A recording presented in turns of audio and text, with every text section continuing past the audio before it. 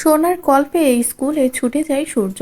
আর সেখানে গিয়ে রূপার লেখা খাতাটা দেখে কান্নায় ভেঙে পড়ল সূর্য। হ্যাঁ বন্ধুরা, অনুরাগের ছোঁয়ার আগামী পর্বগুলোতে আমরা ঠিক এমনটাই দেখতে চলেছি। রূপার মাথায় বাবা ছাড়া আর কোনো কিছুই নেই। একটাই ভয় কাজ করছে যে তার বাবা মা এবার আলাদা হয়ে যাবে। সে আর কখনো নিজের বাবাকে বাবা বলে ডাকতে পারবে না বা নিজের বাবাকে কাছে পাবে না। এমন সবটা ভেবে তো রূপা কান্নাকাটি করতেই আছে।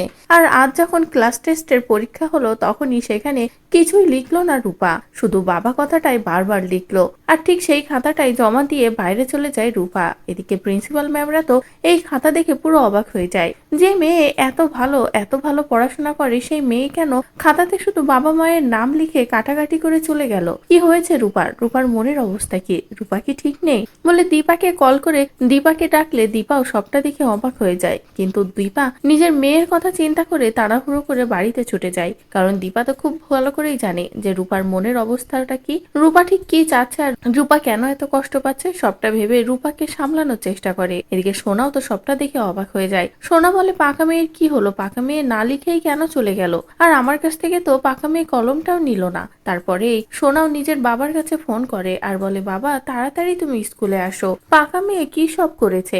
যে কথা শুনে তো সূর্য হতাশ হয়ে পড়ে। সূর্য তাড়াহুড়ো করে স্কুলে ছুটে যায়। সেখানে গিয়ে যখনই প্রিন্সিপাল ম্যামদের সাথে কথা বলে তখনই তারা সূর্যকে সবটা দেখায়। সূর্য তো সবটা দেখে অবাক হয়ে যায়। সূর্য বুঝতে পারে যে রূপা নিজের বাবার জন্য কতটা কষ্ট পাচ্ছে। আর এটা বুঝতে পেরে সূর্য নিজেই কান্নায় ভেঙে পড়ে যে আজ সূর্যের কারণে সবটা শেষ হয়ে যাচ্ছে। সূর্য যদি রূপাকে বুকে টেনে নিত বা দীপাকে এই বাড়িতে ফিরে আনতো তাহলে এত ঝামেলাই হতো না, এই ছোট বাচ্চাটাও কষ্ট পেত না। এই সবকিছু ভেবে সূর্য নিজেই কষ্ট পায়। তো বন্ধুরা, যেভাবে রূপার কষ্ট দেখতে পেল সূর্য, এবার কি সূর্য সবকিছু ভুলে এমনকি ডিভোর্সের কথা ভুলেও রূপার কাছে যাবে, রূপাকে নিজের বুকে টেনে নেবে? রূপাও কি তার বাবাকে ফিরে পাবে? আর সত্যি এমনটা হলে সেটা দেখতে তোমাদের কেমন লাগবে কমেন্ট করে জানাও। পরবর্তী আপডেট পেতে চ্যানেলটি সাবস্ক্রাইব করো।